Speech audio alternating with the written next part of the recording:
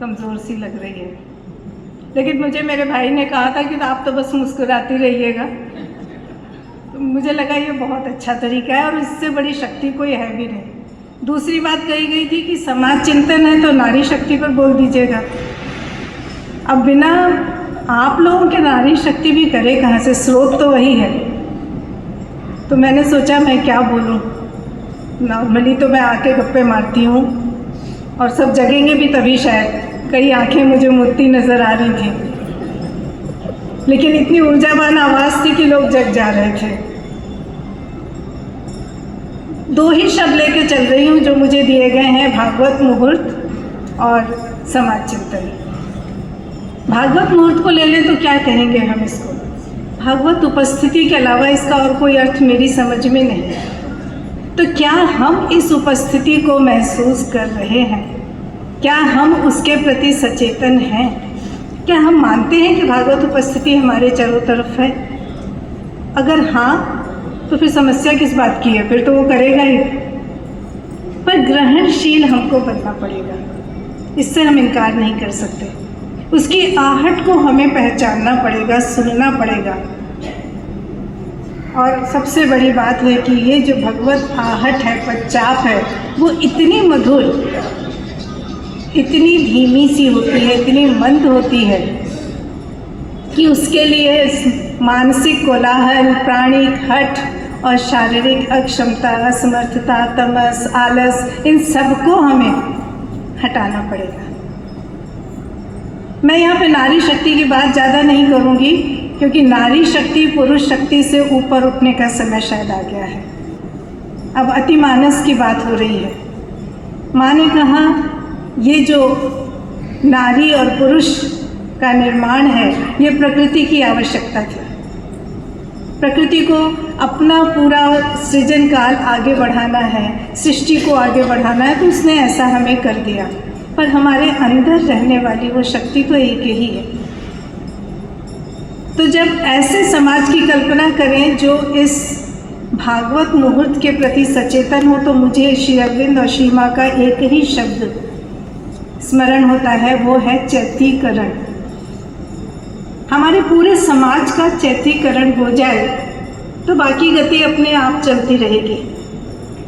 लेकिन उसके लिए बहुत ज़रूरी है वही एक वाक्य कि मन, प्राण, शरीर को प्रशिक्षित करना है। इनको हमें सजग सचेतन बनाना है। इनके द्वारा चैत्य के अनुशासन को स्वीकार करना बहुत आवश्यक है।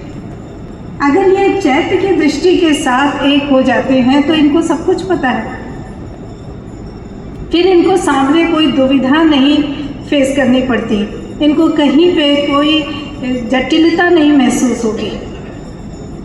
पर ये करने के लिए पहले हमें तैयार होना होगा। क्या हम तैयार होना चाहते हैं? क्या हम उस आध्यात्मिक मानव जगत में रहना चाहते हैं? क्या हमारे अंदर उसकी अभीप्सा है? और अगर है तो क्या हम उसके लिए प्रयासरत हैं? माता जी का प्रतीक चिन्ह कहता है प्रयास बहुत जरूरी है। प्रयत्नशीलता, बल्कि अध्यवसाय, निरंतर प्रयास, तब तक जब तक कि आप लक्ष्य की प्राप्ति न कर लें, तो हमें उसके लिए सजग होना होगा। और उस प्रयास को करने के लिए हमें उस भगवत शक्ति का, उस भागवत उपस्थिति का महत्व भी जानना और स्वीकार करना होगा। हमारा मस्तिष्क बहुत सारे तर्कों पे हमें भटका देता है। प्राण अपनी इच्छाओं के अधीन हमें यहाँ से वहाँ कहीं न कहीं लालायित करके भटकाता है। ऐसे में हम क्या करें? कैसे माने कि भगवान का जो प्रताप है उसके सामने हम कुछ भी नहीं है? कहानी फिर आ जाती है मेरे तो दिमाग में, मैं उसके बिना आगे नहीं बढ़ पाती, आसान हो जाता है। कहते हैं एक संत थे, बहुत निर्धनता के साथ जीवन बिता रहे थे। रोज़ सवेरे निकलते थे भिक्षाटन के लिए, जो मिल जाए भगवान की इच्छा मान के गुजारा करते थे। पर दुख तो छोड़ता ही नहीं था, दुख आ ही जाता था। हमारे तो बड़े कष्ट के दिन हैं। एक बार वो जा रहे थे तो देखा स्वयं भगवान चले आ रहे हैं अपने एक भक्त के साथ।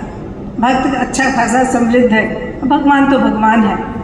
भक्त ने देखा अरे ये संत तो बड़े प्रभावशाली लग रहे हैं, कितना तेज है इनके चेहरे पे। उसने भगवान की तरफ देखा, ऐसे व्यक्ति को भीख मांगनी पड़ रही है, क्या करते हैं आप? लेकिन भगवान ने तो कोई ध्यान ही नहीं दिया। उनकी योजना वो ही जाने।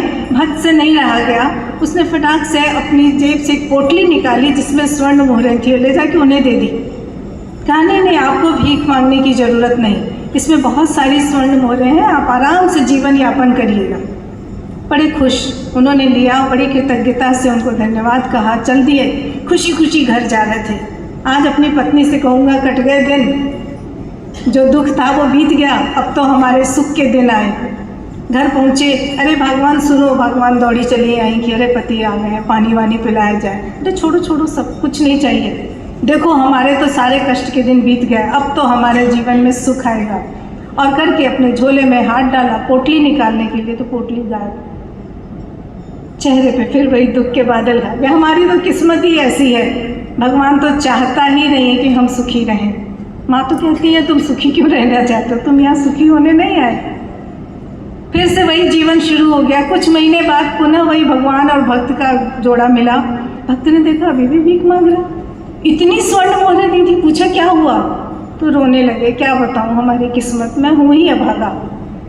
भक्त भी दुखी, फिर भगवान को देखा, आपकी थोड़ी शिकायत थी भगवान के प्रति, भगवान को कोई असर नहीं हुआ। उसने कहा आज तो मेरे पास कुछ नहीं, अच्छा रुकिए, मेरी जेब में एक मोती है, ये भी बड़ा कीमती है, इसे बेच दीजिएगा। अब वो मोती को लेके अपनी मुट्ठी में पकड़े सावधानी से जा रहे थे, इसको खोना नहीं है। घर पहुँचे, पत्नी नदारद, खुशी थम नहीं रही थी, कहाँ रखें, संभाल के रखें। स्टोर रूम में गए और वहाँ जाके देखा एक पुराना सा घड़ा पड़ा था, कहा इसमें डाल देता हूँ, इसको कोई नहीं छूता। और जाके सो गए कि पत्नी आएगी तब देखा जाएगा।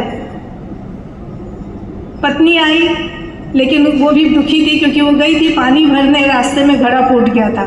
आई, सोचा पति आके सोए हैं, जल्दी भोजन बनाना है, पानी तक नहीं है, क्या करूँ।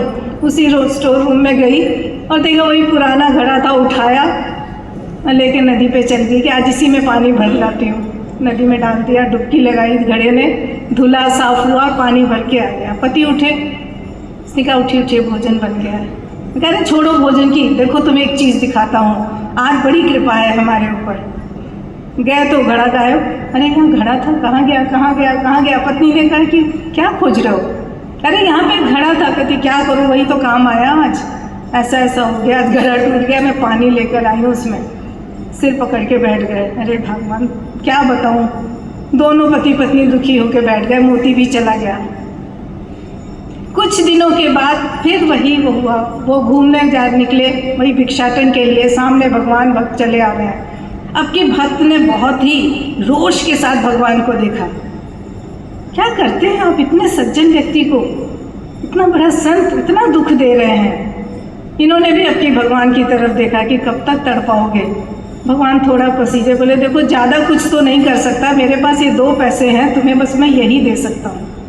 और उनके हाथ पे वो 2 पैसे रख दिए। न भक्त को खुशी हुई, न भिक्षा पाने वाले को। 2 पैसे में क्या होगा, पर क्या करता, लेके आगे बढ़ गया। सोच रहे थे कि देखो उसने नहीं इतना कुछ दिया, कुछ नहीं हुआ, और भगवान ने भी दिया तो 2 पैसा। आगे बढ़े, देखा एक आदमी है कांच के जार में मछली लेके खड़ा है, सुबह से खड़ा है, उसकी मछली कोई नहीं खरीद रहा था। अचानक इनके मन में आया कि मेरा तो कुछ नहीं होगा इस 2 पैसे से, क्यों ना इस मछली का ही कल्याण कर दूँ। कहा भाई देखो 2 ही पैसे हैं, क्या ये मछली मुझे दोगे। कहा चलो कोई नहीं ले रहा, 2 पैसे ही सही, उसने दे दिया। इन्होंने तो लिया था मछली के कल्याण के लिए। उस जार को लेके गए नदी के पास और मछली को निकाल के नदी में छोड़ दिया कि जा तेरा जीवन तो बच गया, मेरा भले जो हो। अचानक जैसे ही जार खाली कर रहे थे तो देखो उसमें कुछ चमक रहा है। देखा तो वो मोती था। संभवतः जब पत्नी ने घड़ा डाला था तो इस मछली ने वो मोती निकल लिया था। मोती लेके बड़े खुश हुए, चलो घर चलें, ये मोती मिल गया, अब तो कुछ भला होगा। संभाल के मोती को पकड़ा था।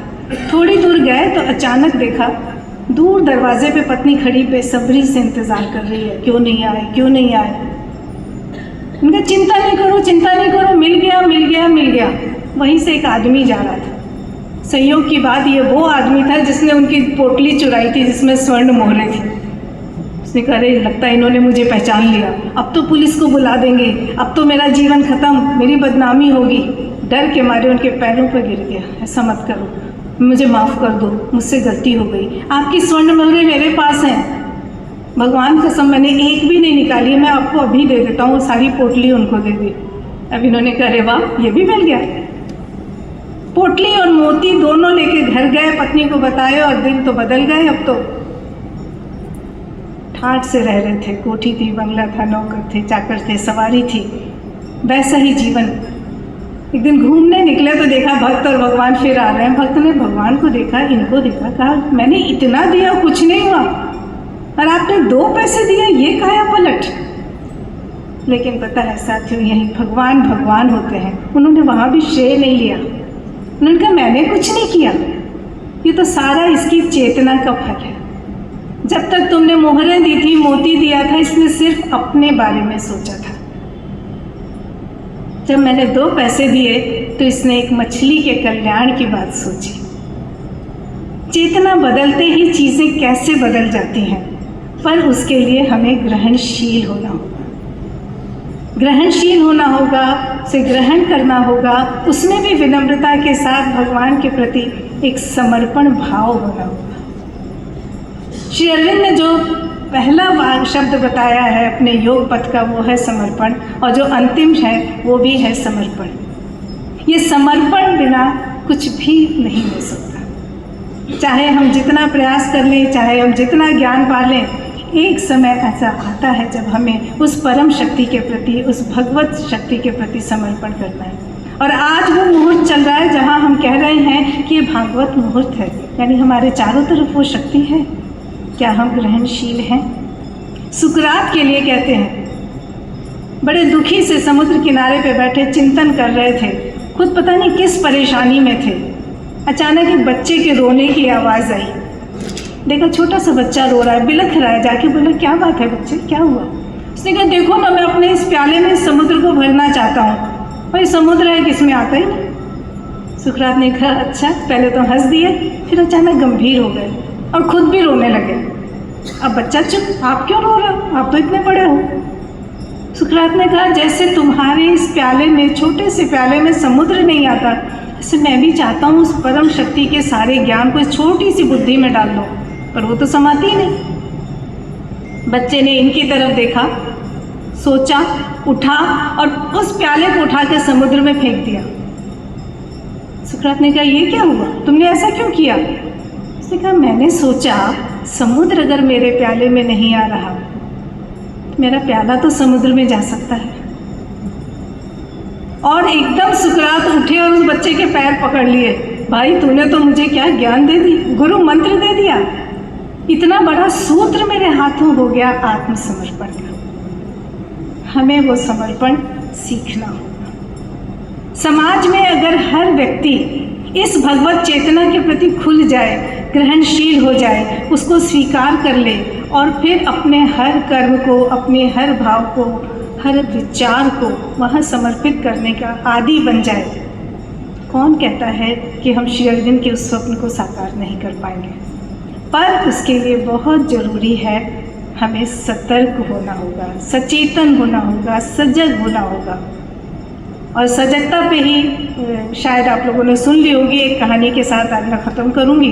मुझे पता है समय बहुत तेज़ी से जा रहा है, पर इतनी सटीक है ये कहानी सजगता के मामले में कि वो भागवत पदचाप सुनने के लिए हमें जिस जागरण की, जिस जागृति की, जिस सजगता की, जिस सचेतनता की आवश्यकता है, वो हमें अपने अंदर विकसित करनी होगी।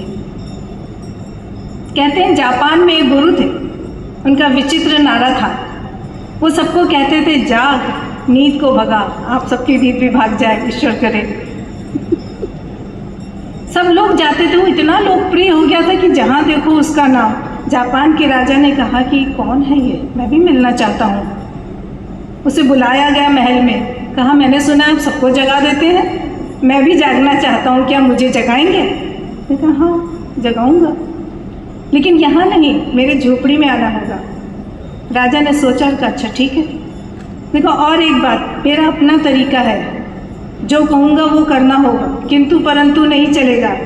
राजा ने फिर सोचा, राजा को कहा जा रहा है किंतु परंतु नहीं चलेगा। फिर उसने कहा ठीक है। तो और एक बात, आपको कितना समय लगेगा मैं नहीं कह सकता, ये आपकी गति है, लेकिन बीच में छोड़कर नहीं आने दूंगा। वचन दीजिए तो आइए। राजा ने कहा ठीक है, वचन देता हूँ। राजा पहुँचा, देखा वो ध्यान मग्न थे, स्वागत किया और कहा आज आराम कीजिए, कल से शिक्षण शुरू होगा। सवेरा हुआ, वो फिर ध्यान में बैठे। राजा चुपचाप वहीं आसन था उस पर बैठे रहे। आँख खोली, कहा राजन आ गए, तैयार हो? कहा चलो पहला पाठ शुरू करते हैं।